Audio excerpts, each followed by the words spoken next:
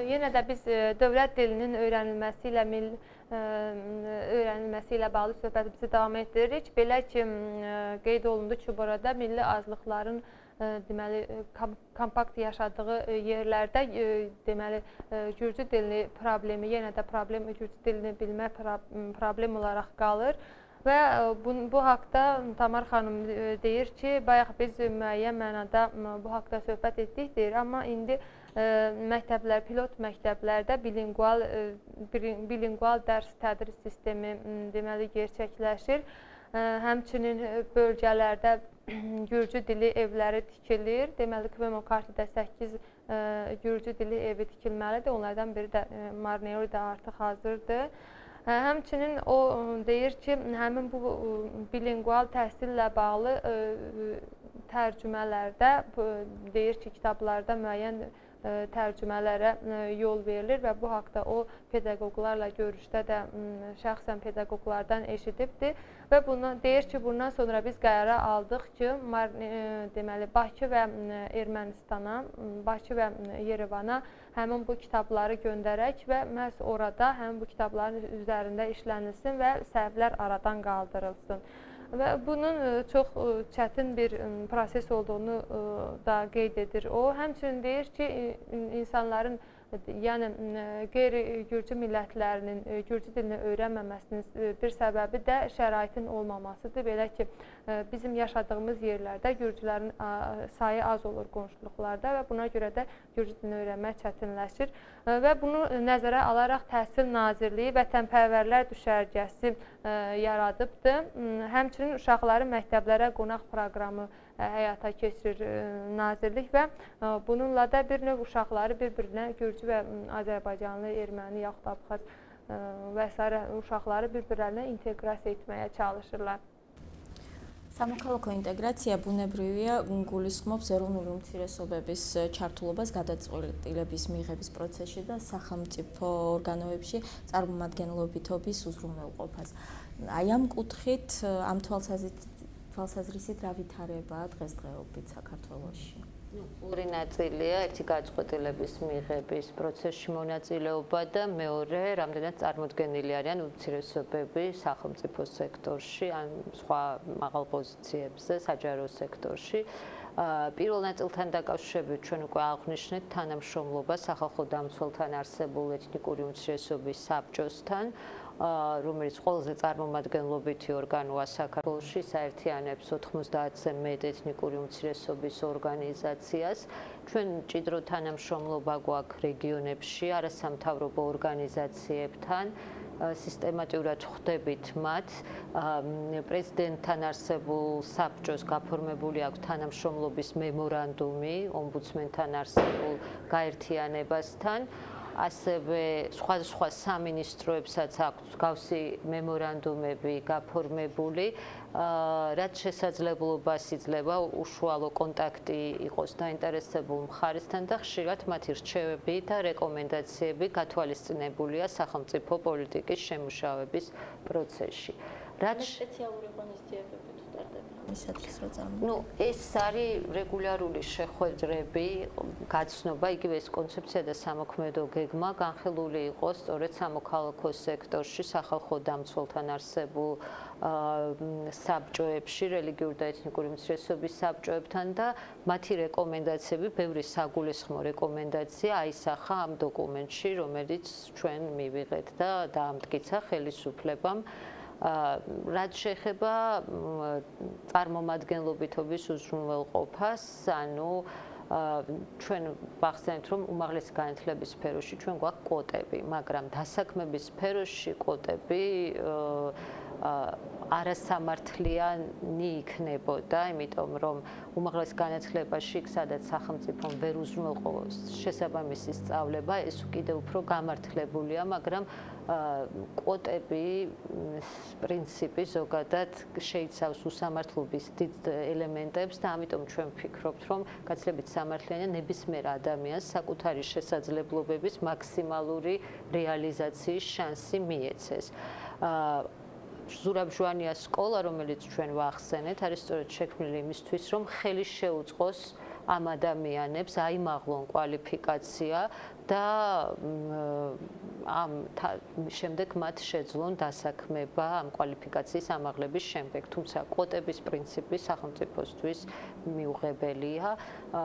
ისევე როგორც ვთქვათ, დისკრიმინაციულია ადამიანის საჯარო მოხელების დაყოფა ეთნიკური ნიშნის მიხედვით, იმიტომ რომ ისინი თვითონ უნდა ახდენდნენ იგივე ევროკონვენციის მიხედვით თვითიდენტიფიცირებას, მათი გადასაწყვეტია სურთ თუ არა თავი მიაკუთვნონ ეთნიკურ უმცირესობას. Deməli, hörmətli tamaşaçılarımız, biz vətəndaş inteqrasiyası ilə söhbətimizi davam etdiririk bu mövzu ilə bağlı. Milli azlıqların deməli, həmin bu mövzu birbaşa deyir, o deməkdir ki, milli azlıqların qanunvericilikdə fəal olmalarını nəzərdə tutur. Və Tamara xanım qeyd edir ki, etniki azlıqların nümayəndələri ilə deməli, regionlarda, qeyri-hökumət təşkilatlarında görüşürük deyir. Başqa nazirliklərin həmin bu etniki azlıqlarla bağlı deməli, etniki azlıqlarla bağlı memorandumları var və onlar da görüşürlər.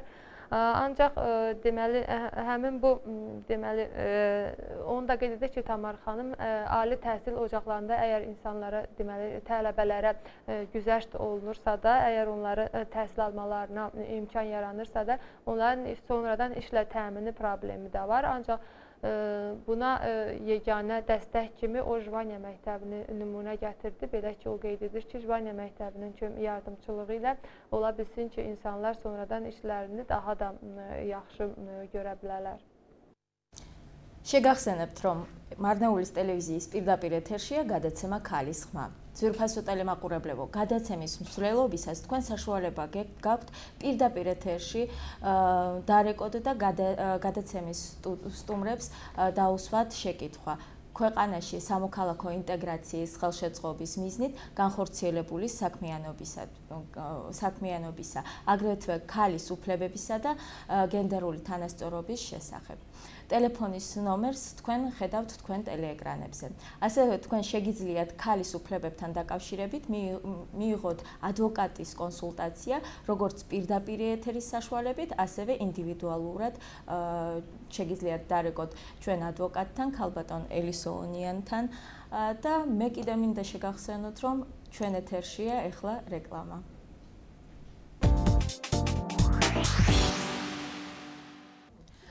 ძვირფასო სტუმრებო, არის ასეთი მოსაზრება, რომ ეროვნული უმცირესობების წარმომადგენელი ქალები ნაკლებად არიან ჩართულები გადაწყვეტილების მიღების რაღაც პროცესებში, იშვიათად არიან წარმოდგენილები ორგანოებში, სხვადასხვა თანამდებობებზე.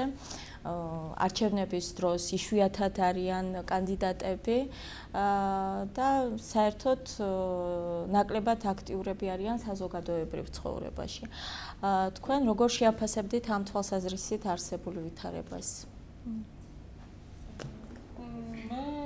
მინდა მოგახსენოთ, რომ ამ პროცესებში არა მარტო უმცირესობა ის წარმომადგენელი ქალები, არამედ ზოგადად ქალები არიან ძალიან ნაკლებად ჩართულები. ხა პროცენტულად თუ ავიღებთ, ის შეიძლება იგივე რაოდენობა მივიღოთ უმრავლესობაშიც, რაც არის დაუშვათ უმცირესობაში. მე მიმაჩნია, რომ ეს ისევ და ისევ ქალის ბუნებიდან, საქართველოში ქალის როლიდან გამომდინარეობს, რომ მას აწევს ოჯახი, შვილები და ასე შემდეგ და ნაკლებად მიილტვის თვითონ ამ საზოგადოებრივი აქტივობისკენ და ჩემი აზრით პრობლემა ამაშია და ძალიან თუმცა თუ გავიხსენებთ პარლამენტის წევრი ქალი ეროვნული უმცირესობის წარმომადგენელი რაღაც არ გვახსენდება და ეგეც არის პრობლემა, თუმცა დავეთანხმები ისეთ რომ ახლა მე არ მახსოვს ზუსტად სტატისტიკა, მაგრამ ზოგადად ქალები ნაკლებად არიან წარმოდგენილი სხვა თანამდებობებზე, ეს არ არის მხოლოდ ქვემო ქართლისთვის დამახასიათებელი, თუმცა ალბათ რეგიონალურ ჭრილში მე არ ვიცნობ ესეთ კვლევას რომ ჩატარდეს მონაცემები, შეიძლება განსხვავებული სურათი მივიღოთ. ჩემი აზრით აქ პრობლემა, თქვათ, ტრადიციული გაგება, რომ ოჯახს აუცილებლად ქალმა უნდა მიხედოს, ბავშვს მოუაროს, ესეც გარკვეულწილად სტერეოტიპია და მახსოვს პარლამენტში განიხილებოდა ქალთა ამნისტიის შესახებ კანონპროექტი, როდესაც ერთ-ერთმა დეპუტატმა თქვა, რა უნდა ქალს ციხეში ქალის ადგილი სამზარეულოში. ანუ ეს ძალიან ცუდი სტერეოტიპია, მაგრამ გამოხატავს იმ მიდგომებს, რომელიც საზოგადოებაში არსებობს. აქაც არსებობს ორი მიდგომა, ну არიან ორგანიზაციები, რომელიც ხმალამოღებული იბრძვიან ქალებისთვის გარკვეული კვოტების დაწესებაზე, რაც ჩემი აზრით უსამართლოა, დავასრულებას თუ შეიძლება და არის მეორე ნაწილი, ვინც თვლის, რომ ჩვენ ვაშენებთ მერიტოკრატიულ სახელმწიფოს, სადაც ადამიანს საკუთარი შესაძლებლობის და უნარის მიხედვით უნდა მიეცეს გამოვლენის საშუალება. აქ გამოსავალი არის ცნობიერების ამაღლება და იმ სტერეოტიპებთან ბრძოლა, რომელიც საზოგადოებაში არსებობს. ჩვენ ახლა ზარი გვაქვს პირდაპირ ეთერში და გისმენთ.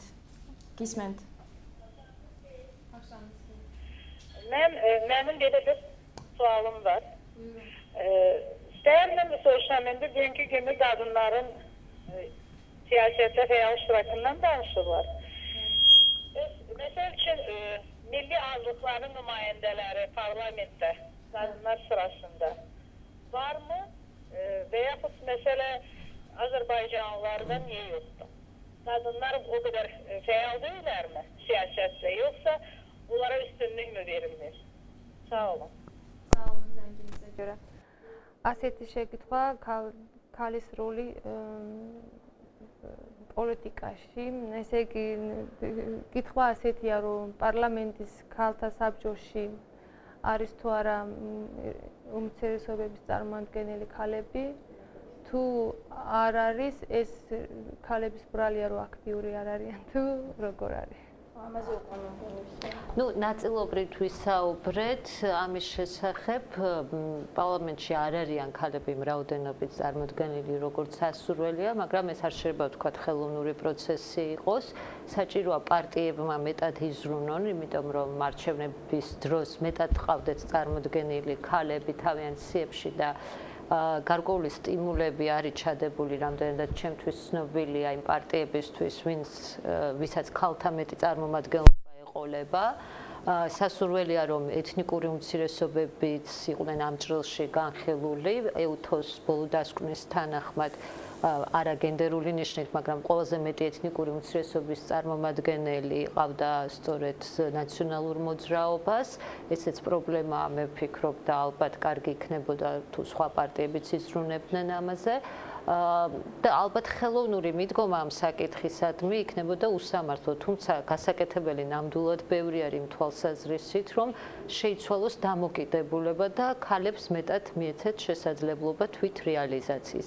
მაგრამ ეს არ უნდა იყოს ხელოვნური, ისევ და ისევ, ინდივიდის ნებაყოფლობით გადაარჩევანს უნდა ეფუძნებოდეს, მაგრამ გარემო უნდა შეიცვალოს.